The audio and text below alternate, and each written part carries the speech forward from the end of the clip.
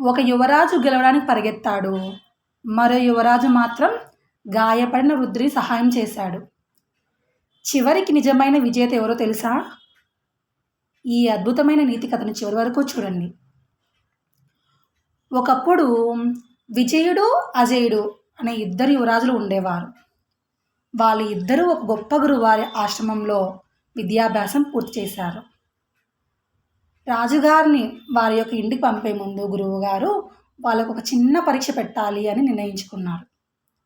ఇద్దరిని పిలిచి ఇలా అన్నారు: మన ఆశ్రమానికి 70 కిలోమీటర్ల దూరంలో ఆదివాసి తెగ గుహలు ఉన్నాయి. ఆ గుహల్లో అమూల్యమైన మరకతమని ఉంది. దాన్ని ఎవరు ముందుకు తీసుకొని వస్తారో వారే విజేత అని చెప్పారు. అంతే, ఇద్దరు యువరాజులు వెంటనే ప్రయాణం ప్రారంభించారు. కొంత దూరం వెళ్ళాక దారి పక్కన తీవ్ర గాయాలతో ఒక వృద్ధుడు పడి ఉన్నాడు. అజయుడు అతన్ని చూసి ఇప్పుడు ఆగితే ఆలస్యం అవుతుంది అని భావించి ముందుకు వెళ్ళిపోయాడు. కానీ విజయుడు మాత్రం ఆగిపోయాడు.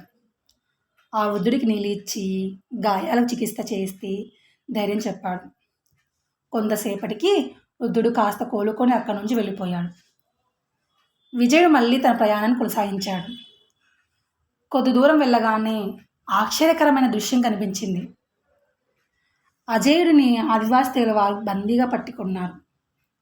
వెంటనే విజయుడు వారితో ప్రశాంతంగా మాట్లాడాడు.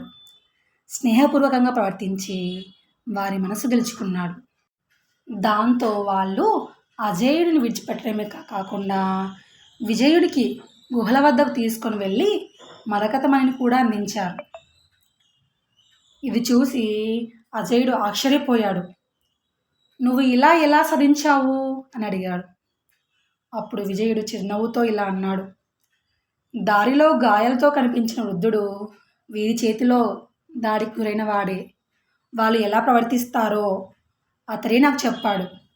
నేను అతనికి సహాయం చేశాను. అందుకే ఆ సహాయం ఇప్పుడు నాకు ఉపయోగపడింది. అప్పుడు అజయుడికి ఒక గొప్ప నిజం అర్థమైంది.